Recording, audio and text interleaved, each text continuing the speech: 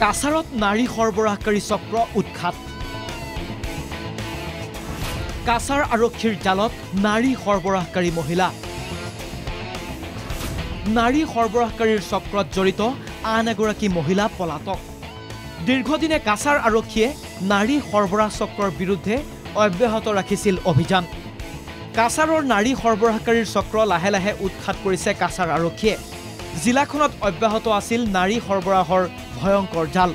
আৰক্ষীৰ অভিযানত পোহৰলৈ আহিছিল সৰবৰাহকাৰীৰ বহু ৰহস্য সৰবৰাহত জড়িত সৰু বৰ অপৰাধী অভিযুক্তক ইতিমধ্যে গ্ৰেপ্তাৰ কৰিছে কাছাৰ আৰক্ষীয়ে তদন্তত আৰক্ষীয়ে উদ্ধাৰ কৰিছিল নাৰী সৰবৰাহকাৰীৰ এক বৃহৎ ৰেকেট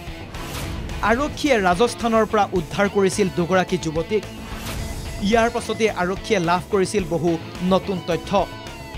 চাকৰিৰ প্ৰলোভনেৰে প্ৰথমে বহিৰাজ্যলৈ নিয়া হয় মহিলা যুৱতীক পাছত সৰবৰাহকাৰীয়ে ধনৰ বিনিময়ত বিক্ৰী কৰে মহিলা যুৱতীক আৰক্ষীৰ অনুসন্ধানত পোহৰলৈ আহিছে এই তথ্য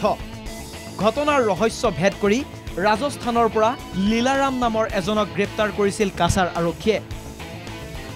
ধনৰ বিনিময়ত কাছাৰৰ যুৱতীক ক্ৰয় কৰিছিল ধৃত লীলাৰামে কিন্তু এই নাৰী সৰবৰাহকাৰী চক্ৰৰ মূল মাষ্টাৰ মাইণ্ড আছিল কাছাৰৰ দুগৰাকী মহিলা নাবালিকা বিক্ৰীৰে জড়িত ৰূপালী দত্ত আৰু গংগা গঞ্জু শুকুৰবাৰে তেলেংগানাৰ ৰাংগাৰেড্ডি জিলাৰ পৰা গ্ৰেপ্তাৰ কৰে ৰূপালী দত্তক ইয়াৰ অন্যতম প্ৰধান অভিযুক্ত তেওঁৰ নাম হ'ল ৰূপালী দত্ত ব্ৰাহ্মণগ্ৰাম কালাইন তেওঁ হায়দৰাবাদত আছিলে আৰু হায়দৰাবাদৰ গাচি বাউলি বুলি এটা পুলিচ ষ্টেচন আছে সেই পুলিচ ষ্টেচনৰ অন্তৰ্গত এটা অঞ্চলত আশ্ৰয় লৈ আছিলে আৰু আমি বিশেষ সূত্ৰৰ পম খেদি আৰু আমি আৰক্ষীৰ এটা দল তাত পঠাইছিলোঁ আৰু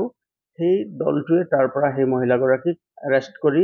আমাৰ ইয়ালৈ লৈ আছে আৰু ইতিমধ্যে আমি মাননীয় আদালত মানুহগৰাকীক আমি অলৰেডি আমি প্ৰডিউচ কৰিছোঁ আৰু প্ৰডিউচ কৰাৰ লগে লগে মাননীয় আদালতে আমাক 5 দিনৰ আৰক্ষী হেফাজতত আমাক দিছে